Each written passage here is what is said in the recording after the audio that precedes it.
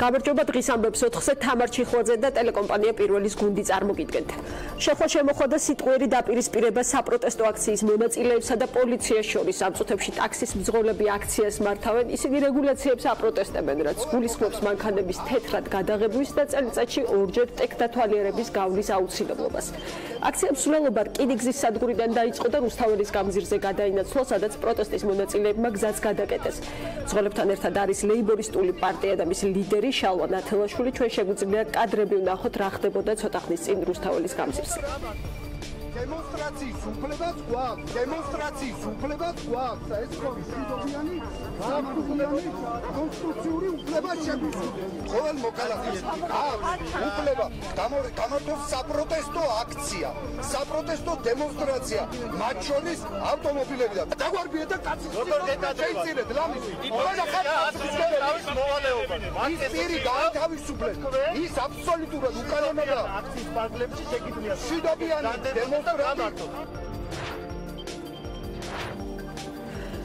მძღოლები დაშლას არ აპირებენ, მერიისგან კი ჯერჯერობით არ ისმის პასუხი და რა ხდება ახლა ადგილზე, ამას გვიამბობს ქეთევან გრიგორაშვილი, რომელსაც პირდაპირ ეთერში ვთავთ პარლამენტის მიმდებარე ტერიტორიიდან. ქეთევან, თუ განიმუხტა სიტუაცია, მოგვიყევი რა ხდება ახლა ადგილზე. როგორც კადრში ხედავდა, შენ თვითონაც აღნიშნე, რომ არ აპირებენ ტაქსის მძღოლები ჯერჯერობით დაშლას და კვლავ რჩებიან რუსთაველზე პარლამენტის წინ.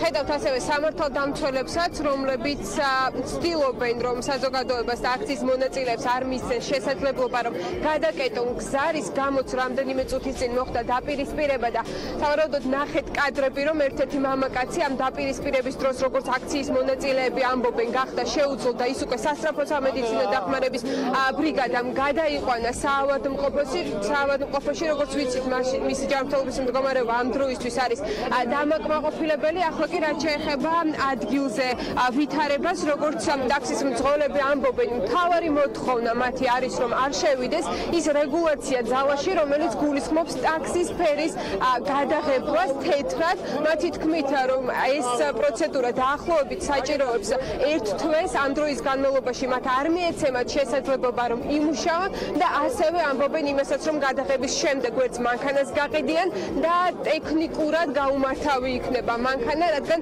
რამდენჯერმე საჭიროებს მანქანა შემდეგ გადაღებას და როგორც იცით, მერია მათ აკმაყოფილებს მხოლოდ 1 ვაუჩერით იმისთვის, რომ მანქანა გადაღებონ. აქციის მონაწილეები ამბობენ, რომ ისინი დაშლას არ აპირებენ და მანამდე იქნებიან აქ, სანამ არ მიიღებენ კონკრეტულ პასუხს მათ კითხვაზე, თუ რატომ გაჩნდა იმის აუცილებლობა, რომ ტაქსები გადაღებონ. ამბობენ, რომ არსებობს კონკრეტული დაინტერესება კონკრეტული პირების მხრიდან, ასახელებენ თუნდაც კახაკალაძეს და ამბობენ, რომ კონკრეტული კომპანიების თვის სურს ეს კახაკალაძეს იმისთვის, რომ მათ უფრო მეტი კლიენტი ყავდეთ. რაც შეეხება რეგულაციის სხვა ფორმებს და სხვა პუნქტებს, ამ საკითხთან დაკავშირებით მათ როგორც ამბობენ, პრეტენზიები არ აქვთ, გაჟღერდა მხოლოდ რამდენიმე აქციის მონაწილისგან, რომ ისინი აპროტესტებენ ჭკვიან კამერებს, რომელიც დააყენეს ქალაქში, თუმცა აქციის დანარჩენი წევრები ამბობენ, რომ მათთვის მისაღები არის, როდესაც არ ღვევენ კანონს ამისთვის ფულიც გადაიხადონ, თუმცა როგორც გითხარით, ერთადერთი მთავარი მოთხოვნა არის, რომ არ შევიდეს ძალაში რეგულაცია, რომელიც მანქანის გადაღებას გულისხმობს, როგორც გითხარით, გულისხმობს დაპირისპირების დროს, რომელიც რამდენიმე წუთის წინ მოხდა დააკავეს აქციის ერთი მონაწილე, რომელიც გადაყვანილი არის ახლა პოლიციის განყოფილებაში, საპატრულო პოლიციის მხრიდან გაკეთდა ახსნა განმარტებები ამ საკითხთან დაკავშირებით და გვითხრეს, რომ ეს იყო კანონდარღვევა, რომელიც პოლიციამ აღკვეთა. რუსთაველის გამზირზე საავტომობილო გზის შეფერხება, რაზეც ჩაერთო საპატრულო პოლიციის თანამშრომლები, მოუწოდეს მათ გზის გახსნისაკენ. ერთ-ერთი მოქალაქე არ დაემორჩილა პოლიციის კანონიერ მოთხოვნას, რის გამოც მოხდა მისი ადმინისტრაციულ სამართალდარღვევათა კოდექსის 173 მუხლით დაკავება, რაც გულისხმობს პოლიციის კანონიერი მოთხოვნისათვის დაუმორჩილებლობას. ოფიციალურად განაცხადი შევიტანეთ მერიაში იმასთან დაკავშირებით, რომ დღევანდელ დღეს 3-დან 4 საათამდე გაიმართებოდა საპროტესტო დემონსტრაცია ავტომობილების მონაწილეობით. ეს დარეგისტრირდა, შემდეგ ჩვენ დავკავშირდა საპატრულო დეპარტამენტიდან და გვითხრეს დაგოზუსტებიეს დეტალები და ჩავაყენეთ საქმის კურსში.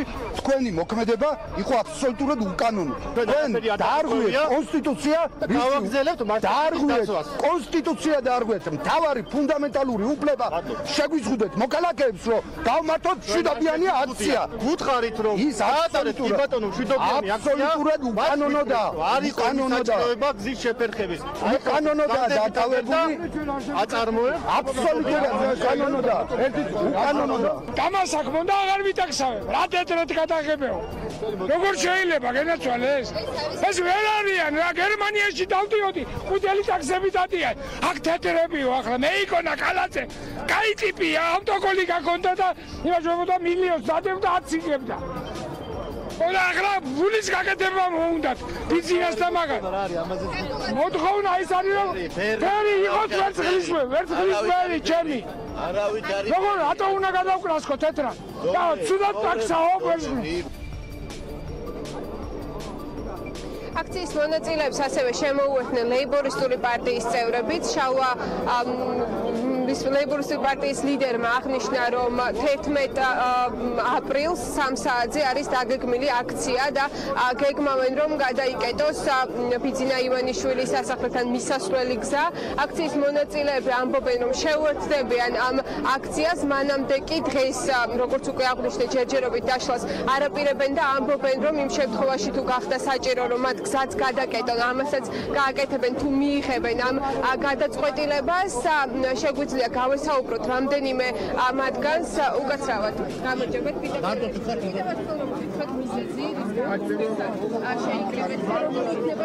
მიზეზი არის ფერების გადაღება არ გვინდა და მაგას მოვიტყოთ. როგორ იქნება თქვენი სამომავლო გეგმა იმ შემთხვევაში თუ არ დაკმაყოფილდება თქვენი მოთხოვნა? რა თუ არ დაკმაყოფილდა ჩვენი? ამ ფორმით გაგრძელდება, ამ ფორმით როგორც არის თუ აპრილიანი ფორმებით, რა თქმა უნდა.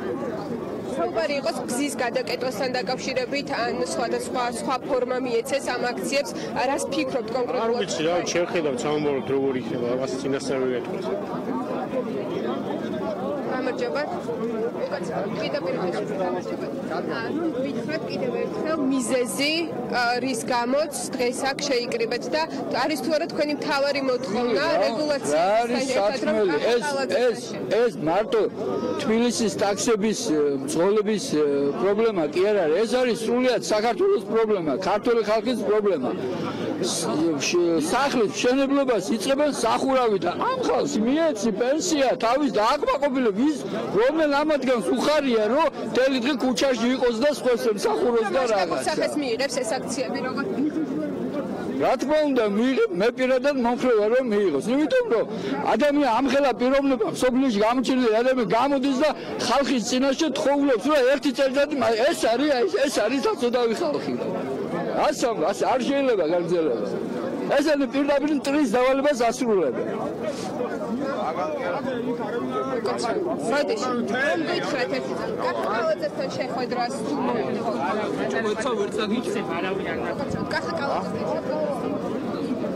კალაძე დამანებე თავი მაგის სცენებას აღარ არ გაქვთ იმედი რომ მოგვარდა ეს ფოტოა? არა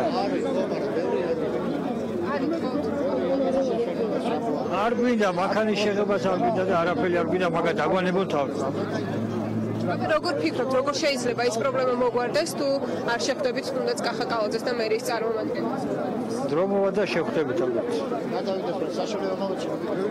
როგორც ხედავთ კადრში ისე ვრჩებიან რუსთაველზე პარლამენტის შენობის წინ აქციის მონაწილეები, ტაქსის მძღოლები, რომლებიც როგორც უკვე გითხარით, ითხოვენ რომ ამ შევიდეს ის რეგულაცია ძალაში, რომელიც გულისხმობს მანქანის ფერის გადაღებას თეთრად. ისინი ამბობენ რომ მაშინ როდესაც საკმაოდ მძიმე არის ქვეყანაში ეკონომიკური მდგომარეობა, ამ სახის მოთხოვნები და ამ სახის რეგულაციები არ უნდა არსებობდეს ქვეყანაში. ნახოთ როგორ განვითარდება ახლა უკვე მოვლენები. ისინი ამბობენ, რომ ჯერჯერობით არ აქვთ გადაწყვეტილება მიღებული, გადაკეტავენ თუ არა გზას და გაგრძელდება თუ არა ეს აქცია უკვე მშვიდობიანად. ჯერჯერობით კახა კალოძის და მერიის მხრიდან კონკრეტული კომენტარი ამ საკითხთან დაკავშირებით არ გაკეთებულა. აქციის მონაწილეები იმედოვნებენ, რომ კონკრეტული პასუხი იქნება სწორედ თბილისის მერის მხრიდან და შეჯერდებიან კონკრეტულ გადაწყვეტილებაზე. მადლობა ქეთუნა გრიგორაშვილს, რომელმაც გვაჩვენა რა ხდება ამ წუთებში რუსთაველის გამზირზე და გაგოცნო ტაქსის მძღოლების მოთხოვნები. მეც გავიმეორებ, რომ ჩვენ ველოდებით მერიის კომენტარს, თუ ეს კომენტარი იქნება ჩვენ გამოშვების მსვლელობისას დაუბრუნდებით კვლავ ამ თემას. ახლა კი დრის სხვა მთავარი ამბავი, ეკაბესელიას პირადი ცხოვრების ამსახველი ვიდეოს ატვირთვისთვის 19 წლის მირიან მჟავანაძეა დაკავებული. მოზარდი, როგორც მას შინაგან საქმეთა მინისტრის მოადგილემ უწოდა, სრულწლოვანი აღმოჩნდა. მჟავანაძე ბათუმთან ახლოს სოფელში აიყვანეს, მანამდე კი მისი სახლი გაჩხრიგეს. უცნობია როგორ მოხდა მასალა ახალგაზრდასთან და რა იყო ამ ვიდეო კადრების გავრცელების მოტივი. ბმული გუშინ აღმოჩნდა ელისო კილაძის Facebook-ის პირად გვერდზე ერთ-ერთ კომენტარში. ჟურნალისტის თქმით კომენტარის ავტორმა მას ისიც უთხრა, რომ მჟავანაძე სავარაუდოდ პოლიტიკური აქტივისტია და მას ფოტოები აქვს გადაღებული ერთ-ერთი პარტიის წევრებთან, თუმცა ფოტოები უკვე წაშლილია და არ იძებნება. კილაძე არ საუბრობს ვისთან ერთად გადაღებულ ფოტოებზეა საუბარი. გამოძიება არ დასრულებულა, თუმცა ნათია მეზრიშვილი ამბობს, რომ საქმეში არ ჩანს არც პირადი ინტერესი და სავარაუდოდ არ არსებობს შემკვეთი. ეკაბესელია კი დადასტურებულ პასუხს ელის და საგამოძიებო უწყებებს ულტიმატუმს უყენებს. ის კონკრეტულ ვადასაც ასახელებს. პასუხისგებლობა აიღო იმაზე, თუ ვერ იძიებენ, რატო ვერ იძიებენ. ამისთვის მე გარკვეული ვადა გამოსასწრე და ახლობით ერთ თვის თავზე ჩვენ რაღაცა კონკრეტული ინფორმაცია გვარები უნდა ვიცოდეთ და პასუხები, თუ არა და ეს პასუხისგებლობა გადავა მთლიანად ხელისუფლებაზე. ვის მხარეს არის პასუხისმგებლობა ამ კითხვაზე საკუთარი ვერსია აქვს დავით მათიკაშვილს. საპარლამენტო უმრავლესობის წევრი ამბობს, რომ ეკაბესელია შეუძლია ყველაფერი პოლიტიკური ქულებისთვის გამოიყენოს. ასეთი ადამიანები თავად არიან მორალური ტერორის მომწყობნი. ასე პასუხობს ყოფილ თანაგუნდელს ბესელია. მას შეუძლია აბსოლუტურად ყველაფერი თავის პოლიტიკური ქულებისთვის გამოიყენოს. ეს ცხადია. ჩვენ პირად ცხოვრებასთან მიმართებაში გვაქვს მკაცრი პოზიცია, უმკაცრესი პოზიცია, რომ მსგავსი რამ არ უნდა ხდებოდეს ჩვენს ქვეყანაში და უნდა ისჯებოდეს მკაცრად. არა აქვს მნიშვნელობა ვის მიმართ ხორციელდება ეს. ეს არის ამაზრზენი და დასაგმელი ფაქტი. ასეთი ადამიანები შემძლენი არიან, რომ საკუთრივ იყვნენ ამ მორალური ტერორის მომწყობები და მე ამ ჭრილში განვიხილავ ამ კომენტარის ავტორსაც და ასეთი კომენტარის გამკეთებლებსაც, როგორც მორალური ტერორის ჩამდენებსაც. რა ვიცით კადრების გამავრცელების შესახებ და რა ხდებოდა დღეს შინაგან საქმეთა სამინისტროში, სადაც ელისო კილაძე გამოკითხეს ამ თემაზე ლუკა ხაჩიძე მუშაობს და ის გვიამბობს დეტალებს. ლუკა, მოგესალმები, როგორც ვიცი, დაკავებულის დედასაც ესაუბრე, რა სიახლის თქმა შეგიძლია ჩვენთვის? დიახ, დაკავებულის მირიან მჟავანაძის დედა ამბობს, რომ ის გუშინ ღამით აიყვანეს ბათუმში, თუმცა თავდაპირველად სამართალდამცავები მჟავანაძის სახლში სოფელ შუახევში მივიდნენ, საიდან ჰქონდა მჟავანაძეს ეს ვიდეო ან რა მოტივით ატვირთა, დედამ არ იცის. ამბობს, რომ ბოლო პერიოდში მისი ვაჟი სწავლაზე იყო გადართული, არის აბიტურიენტი და ერთიანი ეროვნული გამოცდებისათვის ემზადებოდა. ბათუმში მირიან მჟავანაძის დაკავებისას მასთან ერთად იმყოფებოდა მისი და და დეიდა. დედა ამბობს, რომ სამართალდამცავები გვიან ღამით მივიდნენ სახლში და მისი წაყვანის მოტივად ჯარში გამოძახება დაასახელეს. მე არაფერი არ ვიცი საერთოდ თუ ჩემი შვილი მოვიდა პოლიცია და დაიჭირა ჯარში მიყვავს და დანარჩენი მე აქ აბსოლუტურად არანაირი არც შეხება, არც საუბარი, არც ნახვა, არაფერი მე არ ვიცი. თქვენ ვაჟთან ერთად იმყოფებოდით ბათუმში, როდესაც სამართალდამცავები მოვიდნენ? მე ვიყავი სოფელში ვიმყოფებოდი, მოვიდა ღამის 2 საათზე პოლიცია, სადაც ბავშვი იყო გამოძახებული ჯარში და უნდა წავიყვანოთ ჯარში. მივეცით მის სამართი სადაც იყო ჩემი შვილი ბათუმში. საიდან შეიძლება გქონოდა ეს ვიდეო მასალა, თქვენ როგორ ფიქრობთ? არ ვიცი, წარმოდგენა არ მაქვს, მე არაფერი არ ვიცი. ახლა გახდა 18 წლის, აბიტურიენტი იყო, 3 რეპეტიტორი ყავდა აყვანილი, 3-ვესა დადიოდა, ემზადებოდა, სხვა არანაირი სხვა არაფერი შემჩნეული, მე არაფერი არ მქონია საერთოდ, ღამე იყო, შემოვარდნენ სახლში, ბავშვს ეძინა. გავიდეს და ჯარში მიყვავს, სხვა არანაირი საუბარი ჩვენთან არ ყოფილა. რაც შეეხება პოლიტიკურ გამოხმაურებებს თემაზე. იუსტიციის მინისტრი ამ პროცესის შეჩერების მექანიზმად ასახელებს გაკიცხვას. თეა წულუკიანი ამბობს, რომ საზოგადოებამ თავად უნდა დაიცვას ერთმანეთის პირადი ცხოვრების ხელშეუხებლობა და თუ ასე არ მოხდა, მაშინ ამ პროცესში საგამოძიებო უწყებები ჩაერთვებიან. ირიც ვიზეც ეჭვი არსებობს, რომ ღამით მან გავრცელა ეს კადრები დაკავებულია და ძალიან მნიშვნელოვანია, რომ როდესაც ჩვენ ხედავთ ადამიანებს, როგორიც არ უნდა იყოს მათი ასაკი, განათლების დონე, ან რამდენი მეგობარიც არ უნდა ჰყავდეთ მათ, ყველამ ვუთხრათ ამ ადამიანებს, რომ ეს არის დანაშაული და საზოგადოებამაც გაკიცხოს ეს საქციელი, იმიტომ რომ პირადი ცხოვრება არის დაცული ღირებულება, ამას იცავს კონსტიტუცია, იცავს ჩვენი კანონი და ეხლა ის გადამრჩენია, რომ თითოეულმა ჩვენთაგანმა სხვა ადამიანის პირადი ცხოვრება დავიწყოთ. როდესაც არ ხდება ამის დაცვა ინდივიდების მიერ, უკვე ერევა საგამოძიებო ორგანო, ხდება დაკავება, ხდება სისხლის სამართლებრივიდან და შინაგან საქმეთა სამინისტრომ პოლიტიკოსის პირადი ცხოვრების ატვირთვის საქმეზე მირიან მჟავანაძე გუშინ ღამით დააკავა. მის მიერ ატვირთული ვიდეო ინტერნეტში ხელმისაწვდომი იყო 2 კვირის განმავლობაში. ჩანაწერი 6000-მდე ადამიანმა ნახა. მჟავანაძეს ჯერჯერობით ადვოკატი არ ჰყავს, ბრალს კი სავარაუდოდ უახლოეს საათებში წარუდგნენ. მადლობა ლუკა ხაჩიძემ გაგვაცნო საქმეზე უახლესი დეტალები. თემას კი განვაგრძობთ სტუმრებთან ერთად და ქრონიკა პლუსის რედაქტორი ელისო კილაძე გვერდება პირდაპირ ეთერში. კიდევ ერთხელ შევახსენებ მაყურებელს, რომ სწორედ მისი Facebook-ის გვერდზე კომენტარშიც გამოჩნდა ეს ვიდეო. მოგესალმებით ელისო, მადლობა. მოგესალმებით. ელისო, დღის ამბებში ორზე ძალიან მწვავედ გაგაკრიტიკათ ეკაბესელიამ, თუმცა არ მინდა დავიწყოთ ამ თემით და ჯერ კიდევ ერთხელ უამბობთ მაყურებელს, რა იცით მესამედ გავრცელებული კადრების შესახებ. მე მესამედ ვამბობ, იმიტომ რომ სამივე შემთხვევაში ეს ეხებოდა ერთი და იგივე ადამიანს, ეკაბესელიას. და სამივე შემთხვევაში პირდაპირ შეხება მქონდა ამ კადრების გამავრცელებლებთან, იმიტომ რომ ეს ისტორია დაიწყო 2015 წლის დეკემბერში, როდესაც ქრონიკა პლუსის ოფისში მოვიდა გელა ხურცკაია და მან მომიტანა ეკაბესელიას პირადი ცხოვრების ამსახველი ფირი. ამის შემდეგ მე, როგორც იცით, ჩაწერილი მქონდა თავიდან ბოლომდე ხურცკაიას ვიზიტი ჩვენს ოფისში, გავაკეთე საჯარო განცხადებაც და მიმართე პროკურატურასაც და ის აკავეს 3 თებერვალს თანხლებ პირებთან ერთად სულ 5 კაცი იქნა ამ საქმეზე დაკავებული. ამის შემდგომ მეორე შეხება ამ პირებთან მომიხდა მაშინ, როდესაც ასევე ჩემს Facebook-ის გვერდზე ლინკების სახით გაავრცელეს ვიდეო მასალა და იქ არ იყო მხოლოდ ერთი ვიდეო მასალა, რამდენიმე ვიდეო მასალა იყო ერთად.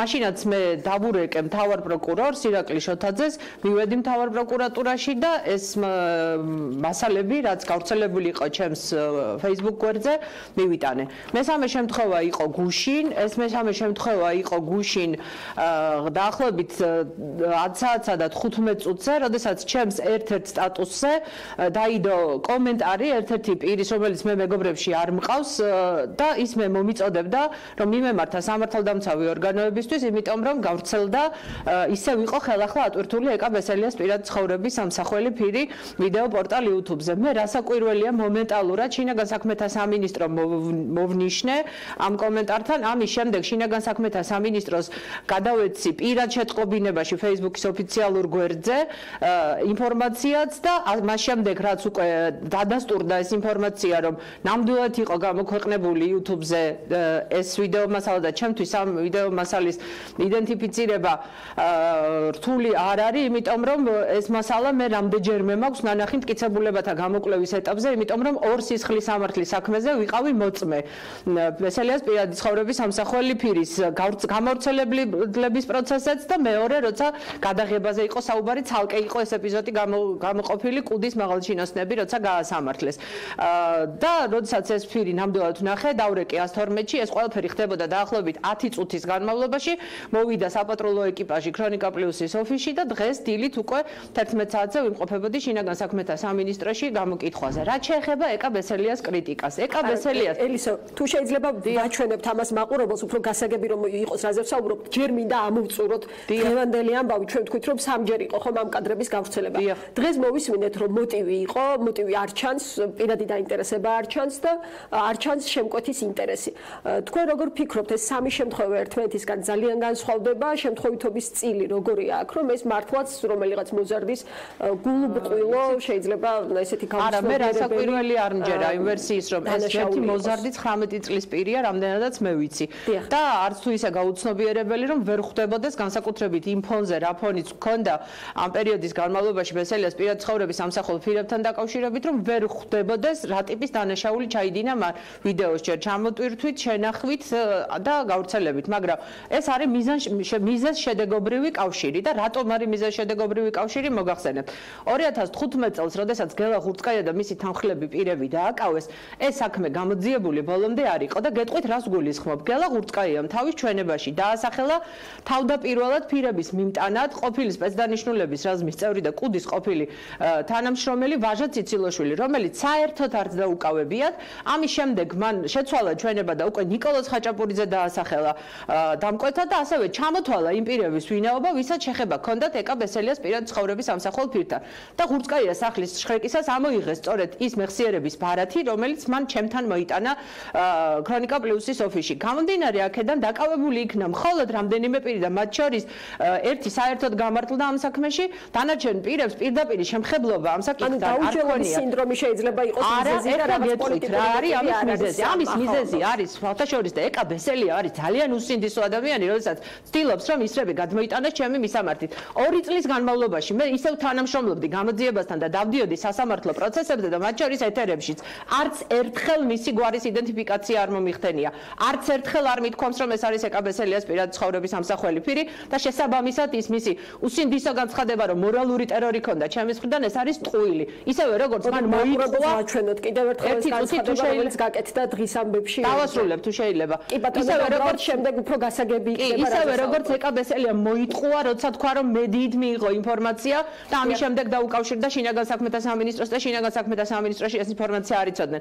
ეს არის ტყუილი. მე ვარ ის პირი, რომელმაც მიიღო პირველმა ეს ინფორმაცია, მიიღო საჯარო არხებით და დაუკავშირდი შინაგან საქმეთა სამინისტროს. სპეციალურად არ დავწერე ფაქტის თაობაზე ჩემს Facebook-ის გვერდზე, რომ უდანაშაულო ადამიანები არ გავხდარიყვნენ მსხვერპლი, არ ენახათ ეს ვიდეო მასალა, არ ჩამოეტვირთათ და არ გაევრცელებინათ. მედიით ეს ინფორმაცია გავიდა დილით დღეს, როდესაც კურიერის ჯგუფმა მე გამოკითხვიდან, გვიან ღამით გამოკითხვიდან გამოსული ჩამწერა ფრაგმენტულად და შესაბამისად ეს ამ ინფორმაციას მედიით ეკა ბესელია ვერ მიიღებდა. ამიტომ მე მას ვურჩევ რომ ამ ტყუილებს თავი დაანებოს და რაც შეეხება რატომ მოხდა ეს და იცით როდის უნდა მიეცა ბესელიას შინაგან საქმეთა სამინისტროსთვის ვადა და თარიღები და დათქმა, როდესაც აი ამ დოკუმენტს აფორმებდა. რა დოკუმენტია ეს? ეს არის დოკუმენტი, რომელსაც ის აწერს ხელს როგორც დაზარალებული ეკა ბესელია, ადამიანის უფლებათა კომიტეტის თავმჯდომარის მოადგილე. და რა წერია? ეს არის შეთანხმების ოქმის საპროცესო გარიგებაზე, როდესაც ეკა ბესელია თანახმა იყო და აქ წერს რომ მან როგორც ჰუმანურმა ადამიანმა გადაწყვიტა რომ საპროცესო გარიგებაზე თანხმობა მისცეს გელა ღურწკაიას და სხვა პირებს, რომლებიც უმძიმეს დანაშაულზე მისი პირადი ცხოვრების ამსახველი ფირის გავრცელებაზე იყვნენ დაკავებულები. მისი პასუხისმგებლობაც არის იმაში, რაც დღეს მის დასაკვირველია მისი პასუხისმგებლობაც არის, იმიტომ რომ მას ეს საჯარო განცხადებები არ გაუკეთებია. რატომ იცით? იმიტომ რომ მე არ გამოვრიცხავ იმას, რომ მან მშვენივრად იცოდა იმ დიდი გეგმის თაობაზე, რაც იყო დაგეგმილი, როდესაც ქრონიკა პლუსში მოიტანეს ჩემთან მოიტანეს ეს ფირი, იმიტომ რომ ეს იყო პერიოდი, როდესაც მე მუშაობდი ბესელიას თემაზე, პოლიტპატიმრების თემაზე, როცა პოლიტპატიმრების სიებში აღმოჩნდნენ ძალიან საეჭვო რეპუტაციის ნარკორეალიზატორები და ბევრი პირი, რომელსაც პოლიტიკასთან შეხება საერთოდ არ ჰქონდა და მაშინ იგეგმებოდა ჩემი დაკავება. იმიტომ რომ საკმარისი იყო მე ფირი დამეტოვებინა, საკმარისი იყო რომ ფირი მენახა, საკმარისი იყო რომ ფირი გადმომეტვირთა, არსებობდა 5 მყარი მოწმე, რომელიც შემდეგ ამ სისხლის სამართლის საქმეში გამოჩნდნენ როგორც ბრალდებულები, რომლებიც დაადასტურებდნენ ეს ფირი ჩემთან მოიტანეს. გამოძიება მიცით რა დაასახელა მოტივად? ღურწკაიას და 5 პირის, 4-ის, იმიტომ რომ ერთი საერთოდ უდანაშაულოა ჯამალაშვილი ამ საქმიდან გამოვიდა როგორც უდანაშაულო გამართლდა. იცით რა დაასახელა მოტივად? მოტივად დაასახელა რომ თურმე ისინი აპირებდნენ 1000 ლარად გაეყიდათ ეს ფირი და მოეყიდათ ჩემთვის. მაშინ როცა ფირზე რომელიც მე ჩავწერე ღურწკაიას სტუმრობისას არც ჩანს საერთოდ მას ფული ჩემთვის არ მოუთხოვია და რასაკვირველია მე არ მჯერა იმ ვერსიის რომ ისინი ფირის გაყიდვას აპირებდნენ. აი მაშინ უნდა ქონოდა ეკა ბესელიას ეს რეაქციები და უკაცრავად, მაგრამ ისები უნდა გადაიტანოს იმ ადამიანებთან, რომელთა გვერდითაც იყო და რომლებიც პირდაპირ არიან მხილებულები ამ ფირების გავრცელებაში, ღარიბაშვილის და მისი გარემოცვის ეგრეთ წოდებული კახელების კარტელს გულისხმობ კონკრეტულად სახელებით და გვარებით ვიცი ვინმე და საქმის უკან. რომ არ ავწდეთ დღევანდელ თემას. კიდევ ერთხელ მაყურებელს უბრალოდ ვაჩვენებ თქვენ რას პასუხობდით ამდენი ხნის განმავლობაში, რომელ განცხადებას ეკა ბესელიას რომელიც გაკეთდა დღის ამბებში 2-ზე და შემდეგ კიდევ რამდენიმე კითხვა მაქვს თქვენთან, თუ შეიძლება ვაჩვენოთ ეს ნაწყვეტი დღის ამბებიდან. და გამაღიზიანებელია ჩემთვის რომ ასე დროს აქტიურდება ხოლმე აი ეს ქალბატონი სკილაძე რომელიც ასევე ერთ-ერთი მორალური ტერორის მომწყობი იყო და ეხლა ნუ გამოიდებს თავს როგორც ამ სფეროში უფლებების დამცველად თავს აი ელისო და რატომ გადაწყვიტა ეკაბესელიამ რომ მე უფლებების დამცველი ვარ ამ შემთხვევაში ან ვაქტიურობ ერთი წამით ან ვაქტიურობ ჩემი ნებით ვაქტიურობ ხერპლი ამ სიტუაციით უკაცრავად ჩემი ნებით ვაქტიურობ ყველა შემთხვევაში დაგეგმილი იყო პროვოკაცია ჩემს წინააღმდეგ და ყველა შემთხვევაში იგეგმებოდა ჩემი როგორც ჟურნალისტის დისკრედიტაცია და ჩემი როგორც გაზეთის რედაქტორის იზოლირება და უკაცრავად საერთოდ არ მინდა აქტიურობა და საერთოდ არ მინდა შეხება მქონდეს მით უმეტეს მას შემდეგ რაც მე წაკითხული მაქვს სისხლის სამართლის საქმეში იმ პირების ჩვენებები რომლებიც იყვნენ დაკავებულები და სახელებზე და გვარებზე ზუსტი წარმოდგენა მაქვს, ვინც საერთოდ გამოძიებამ არ დაკითხა. აი ეს განცხადებები, ვისი მისამართით უნდა გაეკეთებინათ, გაეკეთებია, იცით? ეკაბესელიას მას როგორც დაზარალებულს წვდომა ჰქონდა საქმის მასალებზე. გელა ხურწყაიას ჩვენებაში დასახელებულია ასავალ-დასავალი ჟურნალისტი ზაზა დავითაია. ხურწყაია ამბობს, რომ მან აჩვენა დავითაიას ეს პირი, მოხდა იმ პირის იდენტიფიკაცია, რომელიც არის ბესელიასთან ერთად აღბეჭდილი ამ პირზე და მოთხოვა მისი ტელეფონის ნომერი უკავშირდებოდა ამ პიროვნებას, მაგრამ უშედეგოდ რატომ ხდებოდა ეს? ხდებოდა თუ არა ამ პირის შანტაჟის გამოისობით? ეს ჩვენება წაკითხული აქვს ბესელიას და არც ერთი განცხადება არ გაუკეთებია იმისათვის, რომ ეს მიუხედავად ბოლომდე გამოძიება. მიუხედავად და იცით რა, მან კითხვა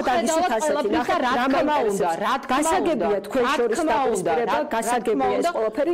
მიიჩნევთ თუ არა დღეს მსხვერპლად ბესელიას ეს იქნება მის კორუფციულ ფაქტებზე შეცდომებისა, რაც როგორც თქვენ ამბობთ მას და ეს იქნება კორუფციულ ფაქტებზე ვიძოლებს სამართლებრივი გზით და ვეცდები რომ ყველა ეს ფაქტი კი მესმის შეკითხვა და გიპასუხებთ ახლა ვეცდები რომ ის ფაქტები დავადასტურო და მათ შორის იმედი მაქვს რომ როდესმე თაროდან ჩამოიღებენ იმ მასალებს რომელიც თავარ პროკურატურაშია მიტანილი მიუხედავად ყველაფრისა მიუხედავად ამ უსინდისო განცხადებისა რაც ბესელიამ გააკეთა თქვენს ეთერში მე ვთვლი რომ პირადი ცხოვრების ფირები ჩანტაჟი არის კატეგორიულად მიუღებელი ვემიჯნებოდი და ვემიჯნები ამ პროცესს ყოველთვის და ყველა ეტაპზე და აუცილებლად მიმაჩნია რომ დადგინდეს დამკვეთები, აუცილებლად მიმაჩნია რომ დადგინდეს ორგანიზატორები, იმიტომ რომ 2016 წელს, როდესაც თავარ პროკურატურაში ეს გამოძიება დაიწყო და ეკაბესელია არ იყო ერთადერთი მსხვერპლი, იყვნენ სხვა პირებიც, პოლიტიკოსებიც, მათ შორის და ჟურნალისტებიც, მორალურ ტერორში ცხოვრობდა საზოგადოება, არც ერთი განცხადება არ მომისმენია გამოძიების დაჩქარების მოტივით, მით უმეტეს მას როგორც საპროკურორო საბჭოს წევრს ჰქონდა უფლება მოეკითხა რა სტადიაზე იყო გამოძიება. და თქვენ გახსოვთ რომ დამკვეთები და ორგანიზატორები დღესაც ყავს ამ ყველაფერს. იცით რა, მე არ მჯერა, არც პირველი ვერსიის მჯეროდა, რომ ხურწყაია და მისი თანამძრახველები 1000 ლარად აპირებდნენ ფირის გაყიდვას და დღესაც არ მჯერა, რომ მოზარდი, როგორც შინაგან საქმეთა სამინისტრომ დღეს გვითხრა, აღმოჩნდა ესეთ საკუთარი სურვილით ფირი ატვირთა ვიდეო პორტალ YouTube-ზე. პირველ რიგში დასადგენია ამ მოზარდს საიდან ქონდა ეს პირადი ცხოვრების ამსახველი ფირი, მან გადასცა თუ არა ვინმე პირმა, ქონდა თუ არა მას რაიმე შეთანხმება გარკვეულ პირთა ჯგუფთან, რომელიც ავალებდა მას ამ მასალების გამოქვეყნებას, ბუნებრივია, რომ გამოძიებამ ამ კითხვას პასუხი უნდა გასცეს. ისევე როგორც უნდა გაეცა თავის დროზე, ვინ იყვნენ დამკვეთები და მე პირდაპირ ვუსახელებდი გამოძიებას, რომ ჯანყარაშვილი, ღარიბაშვილის გარემოცვა, თამაზაშვილი, ნიკოლოზ ხაჭაპურიძე ძალიან ახლო მეგობარია, მაგრამ დამკვეთზე გამოძიება არ წაიყვანეს. ამიტომ მგონია, რომ ეს მხოლოდ ტექნიკური შემსრულებლების დაკავება საკმარისი არ არის და აუცილებლად უნდა დადგინდეს ვინ დგას ამ მორალური ტერორის უკან. მადლობა ელისო კილაძეს ქრონიკა პლუსის რედაქტორი გვერდებოდა პირდაპირ ეთერში, როგორც მოისმინეთ, მიუხედავად იმ პრეტენზიებისა, რაც აქვს ეკაბესელიასთან დაკავშირებით, ის ამბობს, რომ დღეს ეს ყველაფერი არ გავს შემთხვევითობას. ჩვენ ამავე თემაზე საუბრით დავბრუნდებით. რეკლამის შემდეგ ნუკრი ქანთარია იქნება ჩვენი სტუმარი. დაგველოდეთ.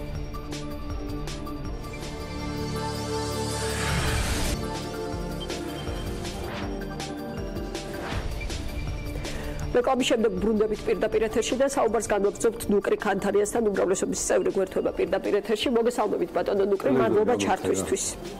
ბატონო ნუკრი. გესმით ხო ჩვენი?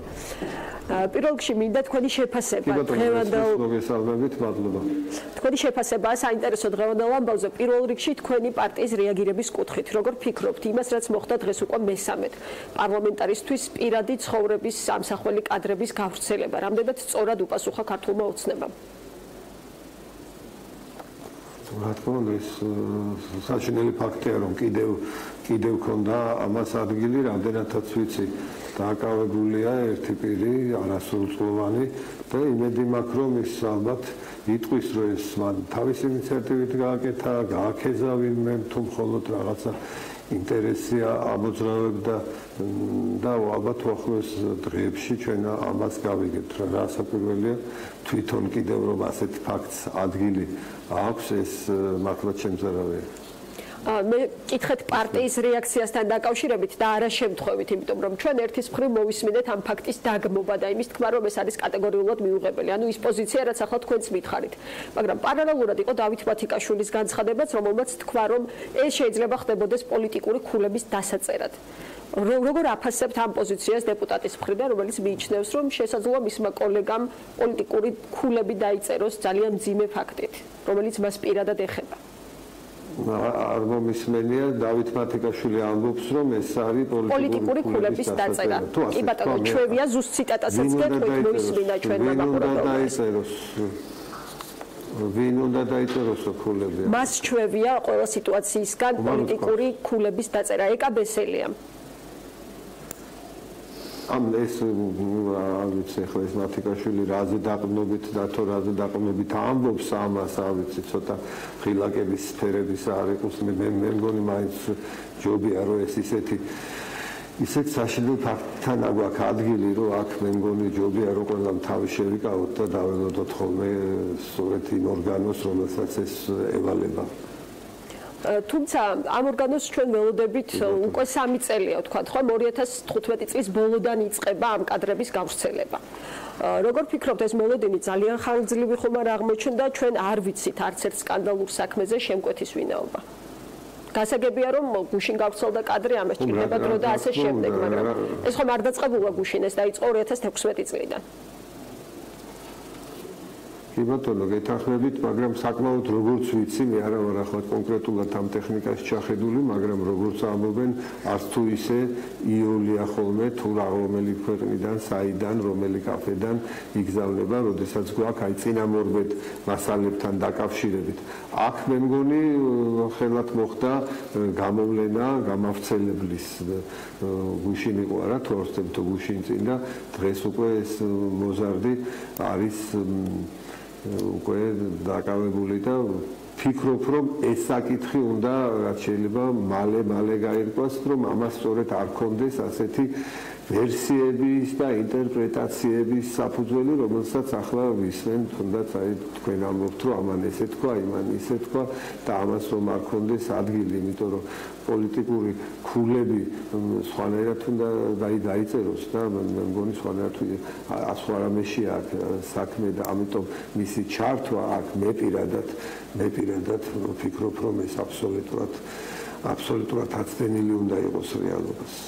სხვათა შორის ეკაბესელიაზე დღეს გაკეთდა კიდევ ერთი საინტერესო განცხადება თქვენ ახსენეთ არეული მესიჯები, თუმცა დღეს ეს მესიჯები არ იყო ნამდვილად არეული, ძალიან წყობრად და თანმიმდევრულად გამოიყურებოდა. ამიტომ მოდით ვიდრე განვაგრძობთ საუბარს, ვნახოთ პატარა კოლაჟი, რას ამბობდნენ დღეს დეპუტატები ეკაბესელიას პოლიტიკურ წარსულზე, გულისხმობ 2016 წლის საპარლამენტო არჩევნებს და საერთო ხაზი იყო დღეს ის, რომ ბესელიას უარი ბიძინა ივანიშვილმა ურჩია გიორგი კვირიკაშვილს, რომ ეკაბესელია არ ყოფილიყო ამ სიაში 2016 წელს. ჯერ ვნახოთ კომენტარები და განვაგრძობთ საუბარი. გიდასტურებთ რომ მეც მქონდა მსგავსი ინფორმაცია 2016 წლის პარლამენტამდე, ანუ მერვე მოწვევის პარლამენტში მყოფი სტაჟიანი გამოცდილი პოლიტიკოსებისგან, ჩვენი თანაგუნდელებისგან მე ვიცოდი ინფორმაცია იმის შესახებ, რომ პარტიის ახლანდელი თავმჯდომარე არ იყო მომხრე ეკაბესელიას 2016 წლის პარლამენტში სიაში ჩაწერის. ეხ ეს ნამდვილად ესე იყო. ბიძინა ივანიშვილი მაშინ არ იყო აქტიურად ჩართული პარტიის საქმიანობაში, ამიტომ მოხდა იმის გაცხადება ჩვენ მხრიდან, რომ ის შემოიფარგლა მაშინ მხოლოდ რჩევით.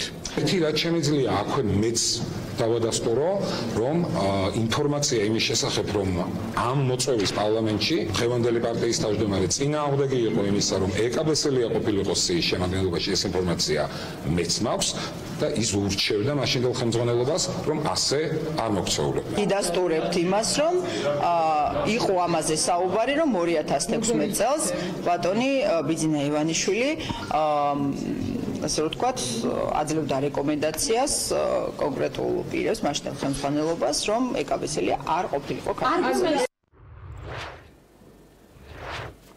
თუ არ ვცდები 5 დეპუტატის თუ სწორად დავითვალე ძალიან მსგავსი განცხადებები მოვისმინეთ ახლა პირდაპირ ეთერში ადასტურებთ ამ ფაქტს გახსოვთ ასეთი რამ იმიტომ რომ იყო საუბარი რომ აი გუნდის სტაჟიანი და გამოცდილი წევრებისგან გაგვიგია და თქვენ ხართ ნამდვილად ერთ-ერთი ძველი წევრი ქართული ოცნების ხო მე ვიყავი პოლიცსაბჭოში და ჩემ თვალწინ ხდებოდა ამის ფორმირების ნახევარი ყოველ შემთხვევაში ნახევარი გამოტანილი იქნა პოლიცსაბჭოზე მეორე ნახევარზე არ ქონდა წვდომა ვინ იყვნენ ყოველ შემთხვევაში მაგრამ ნაწილი მაჟორიტარები სისტემატურად გამოდიოდა თუ კანდიდატები ვინ უნდა ყოფილიყო და პოლიცსაბჭოზე გამოდიოდა ეს და მტკიცდებოდა ასეთი რეკას სპეციალიას ყოფნა არ ყოფნის საკითხი იქ ნამდვილად არ დამდგარა შეიძლება იყოს საუბარი როგორც ხებზე მაჟორიტარად განწესებისა ასე ჩემთვისაც ასე იყო მაჟორიტარად იყო რაღაც გარკვეული ამის ვარაუდები და მე შეცვალა შეიცვალა და უკვე მხოლოდ სიაში დავჭი შეიძლება ეს საუბარი იყო მაგრამ ის რომ ყოფილიყო თუ არ ყოფილიყო ეკაბესელია ამ მოწვევის პარლამენტში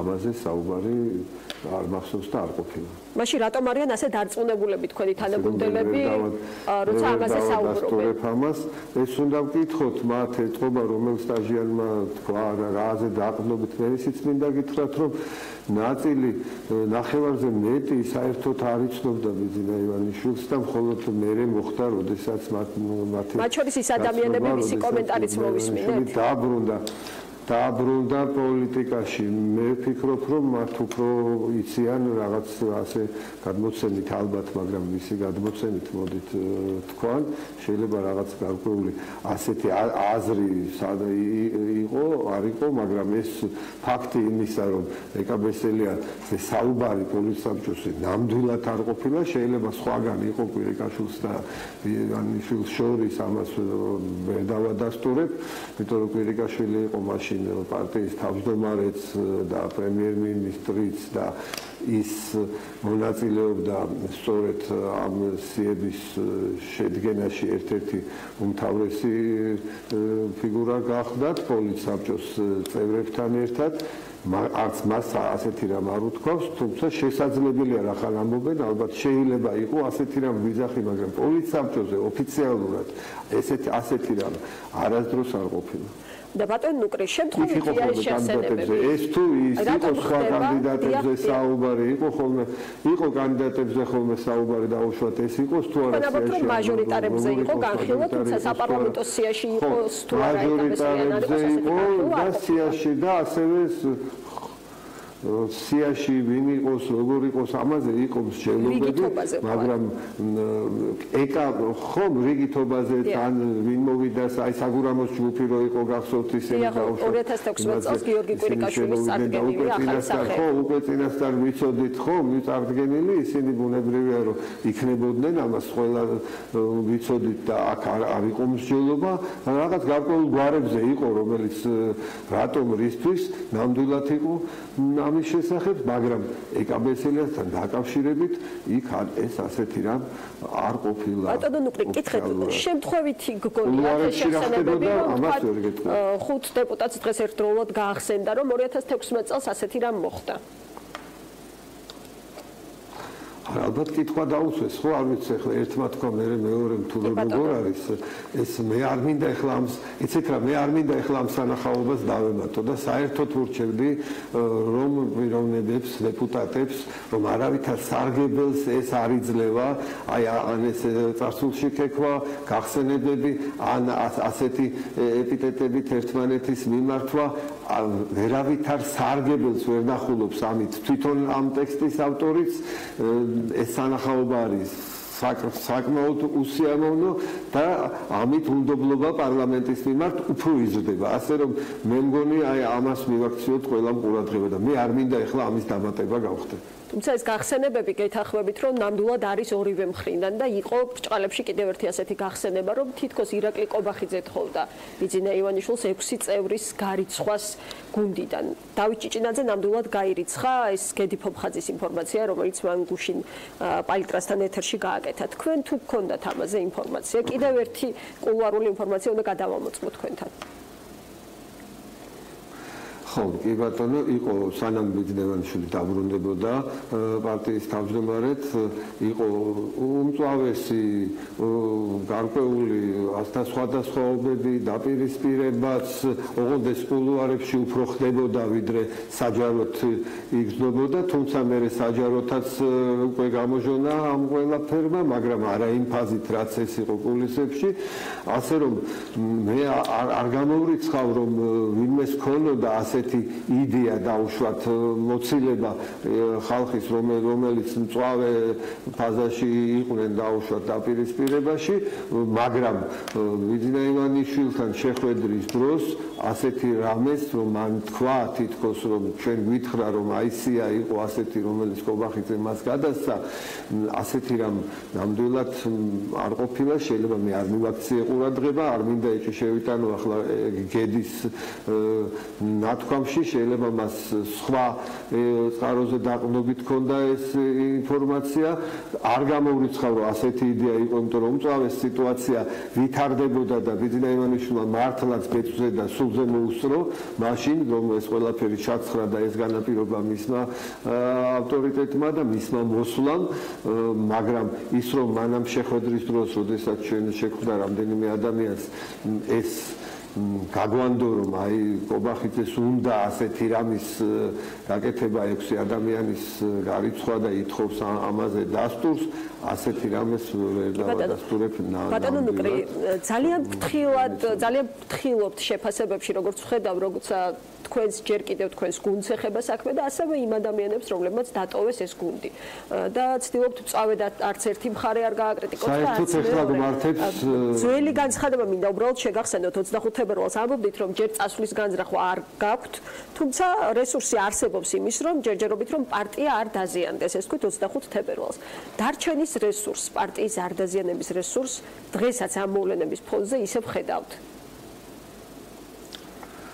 ხო, მე მგონი ახლა სიფრთხილე უფრო გმართებს, იმიტომ რომ რაღაცა ქაოსისკენ არ წავიყვანოს სიტუაცია და ამით არა პარტია კი არა, საერთოდ ქვეყანა არ დავაზიანოთ. მე ასე ვფიქრობ ყოველ შემთხვევაში, მგონია რომ და იმედი მაქვს და იმ მოლოდინის რეჟიმში ვიმყოფები და ამიტომაც მე ყოველ სიტყვას ამჟამად ვწონი, რომ ის დაპირებები, ის ცვლილებები, რომელსაც მუდმივად გავიძახი, რომ ცვლილებებია საჭირო და ეს ცვლილებები და ანონსებული იყო პირველსა და მეორე ტურს შორის და მე იმედი მაქვს, რომ ეს ცვლილებები განხორციელდება. ბიძინა ივანიშვილი არის ამისი გარანტი, მას არ უყვარს სისწრაფე, არ უყვარს სიჩქარე, მიდის ბიზნესკენ ხოლმე საკმაოდ ნელა, მაგრამ მყარად და მე მგონია, რომ ახლა სწორედ ამ პროცესთან გვაქვს. თქვენი მოლოდინი რავადაზეა გათვლილი. როცა ამბობთ, რომ მოლოდინის რეჟიმში ხართ ამ ცვლილებებს, აი რავადამდეა ეს მოლოდინი. ბიძინა ივანიშვილმა თქვა, რომ ერთ წელიწადში ჩვენ ის მოახდენს აბსოლუტურად რარკვეულ დალაგებას, მე მგონია, რომ რაღაც დრო უკვე გასულია, ასე რომ უნდა ეს არ მოხდება ერთბაშად. დალაგების ტენდენციებს ხედავთ. დალაგების ტენდენციებს პარტიაში ხედავთ. სწორედ ცვლილებების რის ტენდენციას ერთი წელი დაჭირდება დალაგებასო, გაიხსენეთ ბიძინა ივანიშვილის სიტყვები, რომ ერთი წელი დაჭირდებოდა სიტუაციის დალაგებას. ამ ტენდენციებს ხედავთ თქვენ? დალაგებას, ხო, დალაგებას. კი ბატონო, მან ასე თქვა ყოველ შემთხვევაში, მე მგონია, რომ რაღაც პროცესი დაწყებულია, ირაკლი ღარიბაშვილის მოსვლა ამის დამადასტურებელი ფაქტია. ახლა ვნახოთ კიდევ უახლოეს ხანში, ვფიქრობ, რომ ჩვენ მოწმენი გავხდებით ამის, იმიტომ რომ ამას ითხოვს დრო, ამას ის კი არ ითხოვს, რომ რაღაც ახლა მე მინდა ეს ჩემთვის, არა, ჩემთვის ნამდვილად, ამას ითხოვს შექმნილი რეალობა და ბიძინა ივანიშვილი სწორედ ფიქრობ, რომ მას მიდებული აქვს ხელი ძალიან კარგად გრძნობს არსებულ სიტუაციას ჩვენ საუბარში. ბატონო, ერთი ტენდენცია არის გეთანხმებით ძველი სახეების დაბრუნება, თუმცა ასევე პარალელური ტენდენცია ძველი სახეების წასვლა და იმ ადამიანების დაპირისპირება ქართულ ოცნებასთან, რომლებიც იყვნენ სათავეებში და ამ შემთხვევაში არ გულისხმობ მხოლოდ პოლიტიკოსებს. დღეს ალბათ ნახეთ დავით ვაღრაძის მოწოდება, რომელმაც ფილარმონიაში მოიწვია ყველა ის ადამიანი, ვინც თulis რომ ერთგვარი მორალური ზღვარი წაშლილია ქართულ ოცნებასა და ნაციონალურ მოძრაობას შორის. თქვენ თუ წახვალთ ფილარმონიაში? ხომ ახლა დავითმა გათო მაღრაძე არის შესანიშნავი პოეტი და ასევე საზოგადო მოღვაწეც, მას ბევრ საქმეში აქვს წვლილი, რა თქმა უნდა, მას აქვს ალბათ და აქვს უკმარისობის ცნობა და საერთოდ ხელოვანი უნდა იყოს ოპოზიციაში, ხელისუფლების ოპოზიციაში მუდმივად უნდა იყოს, შეიძლება აგვიანა კიდეც, ოღონდ საზოგადოების ხმა მუდმივად უნდა ისმოდეს, ვფიქრობ და ეს თავისთავად ცუდი არ მგონია, ოღონდ აქ ისიც უნდა იყოს ფრთხილად და სხვაებიც უნდა იყვნენ ფრთხილად, რომ ეს მოძრაობა არ გადავიდეს ქაოსის ხელის შემწყობი არ გახდეს იმდენად ურთულესი სიტუაციები. ანუ ხედავთ ამ საფრთხეს, რომ დათო მაღრაძე შეიძლება გახდეს რაღაც ქაოსის ხელის შემწყობი? არა, თვითონ იმიტომ რომ არ მოექცეს, როდესაც ხალხი მოვა იქ უკვე საკმაოდ რთული ხდება და ეს წინასწარ ამიტომ ვამბობ, რომ ამაში გამოცდილება არსებობს და იმედი მაქვს ეს ასე არ მოხდება, მაგრამ ამისკენ ყოველ შემთხვევაში ყველას მოვუწოდებ, რომ ეს იყოს ჯანსაღი საზოგადოების ხმა დაუშვათ და ეს არ გადაიზარდოს პოლიტიკურ კონიუნქტურაში. აი ეს იქნებოდა ჩემი დაუშვათ სურვილი. თავისთავად შეკრება, საზოგადოებრივი შეკრება, ნანახი მაქვს, ბევრჯერ მონაწილე ყოფილ ვარ, ბევრჯერ ამისი ორგანიზატორი ყოფილ ვარ წინა პერიოდში, ასე რომ აქ ახალი არაფერი არ ხდება, უკმარისობის გზნობა საზოგადოების გარკვეულ ნაწილს აქვს, იმ ნაწილს განსაკუთრებით, რომელიც აქტიურად იყო ჩართული, მე მესმის ეს და ვფიქრობთ, რომ ეს მხოლოდ იმიტომ თუ იქნება, რომ ჩვენ გარკვეულად გაჯანსაღებას და შევუწყოთ ხელი, იქნება, რა თქმა უნდა, ცუდი არ იქნება, მაგრამ თუმცა მე ვერ მივიღე პასუხი, თქვენ იქნებით თუ არა ფილარმონიაში, როგორც თუნდაც პროცესების გაჯანსაღების მომხრე, არა ვთქვათ წევრი დაიცავი საქართველოსიანი იდეური მხარდაჭერი, როგორც გარკვეული ტიპის პროცესების დასაწყისის მომხრე. გნახავთ თუ არა ფილარმონიაში 13 აპრილს? ნახოთ, მე არ მგონია, რომ ახლა მე იქ საჭირო ვიყო ამ ეტაპისათვის, ან ასე რომ შევხედოთ როგორ წავა პროცესები, ვინც არიან ამისი ინიციატორები, ორგანიზატორები, ძირითადად მათ უნდა მოახდინონ პროცესების ისე წასვლა, რომ ეს წაადგეს მართალ საქმეს და საქმეს წაადგეს უფრო სწორედ. ძალიან დიდი მადლობა უმრავლესობის წევრი ნუკრი ქანთარია პასუხობდა ჩვენ შეკითხვებს პირდაპირ ეთერში. დიდი მადლობა ბატონ ნუკრი ჩართვისთვის. ახლა როგორც მატყობინებენ პრაიმ ტაიმი ავრცელებს ინფორმაციას, რომ ახალგაზრდა მამაკაცი არის კორპუსის სახურავის თავზე ასული და შეგვიძლია ეს კადრები ვნახოთ პირდაპირ ეთერში სავარაუდოდ როგორც პრაიმ ტაიმი მიწერს, მამაკაცი აპირებს კორპუსიდან გადმოხტომას, ადგილზე ხედავთ, რომ ადამიანები არიან შეკრებილები, სამართალდამცველებსაც ხედავთ.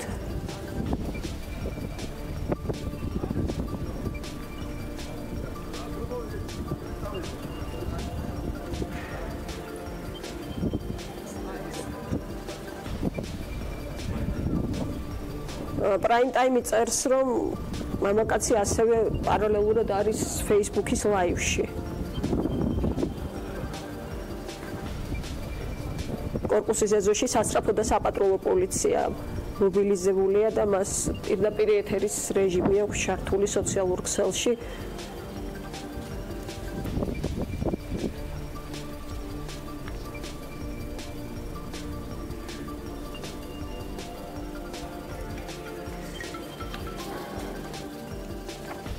დიდი იმედი გვაქვს შვიდობიანად დასრულდება ეს ყველაფერი და არ არის იმედი გვაქვს სერიოზული საქმე და იმედია ის იქნება მხოლოდ რაღაც ინტერნეტისთვის განკუთვნილი. ნახოთ ყოველ შემთხვევაში დღის ამბები 4-ზე ამით დასრულებულია. ერთმანეთს შევხვდებით ხვალ ზუსტად 2 საათზე. მადლობთ.